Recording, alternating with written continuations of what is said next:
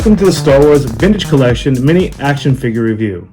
For this channel, I'll be reviewing the best modern representations of the original 96 Star Wars action figures that Kenner released from 1978 to 1985. A little backstory before we go forward. In 1976, the license for Star Wars action figures was offered to the Mego Corporation.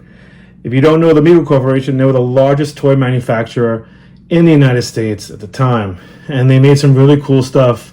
A lot of superheroes, DC, Marvel, like 8-inch dolls. They were really awesome. They had cloth costumes and everything. It was great.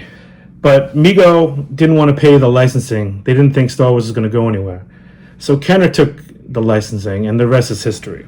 So Star Wars was released in 1977, and it was a huge hit. No one knew this was going to happen. And the Kenner Corporation didn't have the action figures ready for Christmas of that year, 77. So what they did was they released an early bird certificate that promised 4 action figures that would be released in 1978. These action figures were Luke Skywalker, Princess Leia, R2-D2, and Chewbacca. The first retail wave contained 12 action figures, which included the 4 from the early bird mail away and 8 other characters from the film.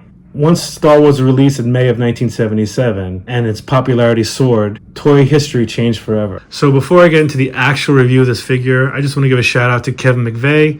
He's an amazing designer and graphic artist. He created the beautiful image that you see as a recreation of the 1978/79 Kenner Star Wars vinyl collector case. It is stunning. It really is.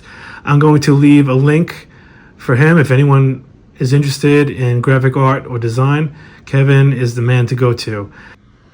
So let's take a look at this figure. This is the VOTC R2-D2 from the early bird package. It seems to be the same base as the other R2-D2 149, VC 149. As you can see, time has not been kind to this R2. His legs or his feet have gone a little grayish, sort of, but it has similar ideas. The paint applications are not nearly as good. It's missing a lot of the details, like on the VC 149. There are blue dots here. There's a lot more intricate details on the figure, whereas this one has, blue paint here, blue instead of silver on the other one. The legs look great. The paint system on the legs are great. You can see the green dot. Well, it's on the other one's the green dot. It's a yellow dot here. The dome is more of a polished silver color than the other one, which is more realistic. The thing I do like about this figure, also the legs have the rollers on the bottom. But the thing I do like about this character, if you can see, let me see if I can. You see this central eye there?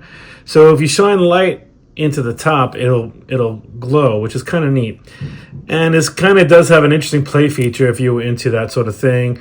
You hear the clicks, and it pops out. The little sensor scope pops up. So, it has a little bit of more fun features to it, but all in all, it's not as good as the newer one, the 149. But it's definitely an interesting take on the character. And of course, the third leg pops out. So if you want to, have him standing like the card back without it, then you can do that. So this is definitely not the definitive version.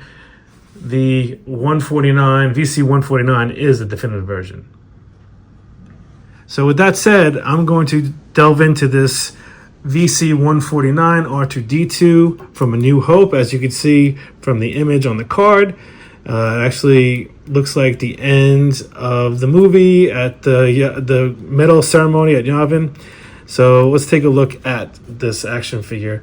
If you look at the paint details on this, the applications are phenomenal. You can see the silver lines and inlays on the panels, and it's just beautiful work here. They did a really nice job with the paint applications. The details are phenomenal. The silver inlays on the leg, on both legs. If you look at the feet, you got those blue dots and silver on each of the leg. You got the feet with the wires coming out, much like those Build-A-Figure astromech droids used to have back in the day. You got this beautiful green dot on the back, and the chrome looks phenomenal. You have the really cool red circle there for the underneath the eye. This is a really nice paint job for this action figure. What's also nice about this figure is the wheels on the bottom. It helps the figure glide across smooth surfaces, and if you want to R2 to have the third leg or don't, you can easily remove the third leg. And yeah, it's a really sweet figure. It's definitely a definitive version of this character from A New Hope. I'm sure I'll be reviewing versions from Empire Strikes Back and Return of the Jedi, but this is the amazing, best version you're going to see of R2-D2 from A New Hope. There's also a variant, a dirty variant. It's pretty neat. The paint applications are excellent on this. It looks really dirty and nasty, but it looks real. It doesn't look like a fake, it's hard to explain. So this would be R2 after he crosses the Dune Sea and gets picked up by the Jawas. Yeah, it's really, really nice paint application.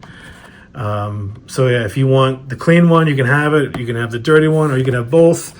I'm not opening this one because I'm going to hang them on my wall. But yeah, so this is definitely a definitive version of R2-D2 from A New Hope. You don't need to buy any other one. This is the best one you're going to see. So thank you for joining me on this review. Please hit like and subscribe to help support the channel. Thank you so much, and see you next time.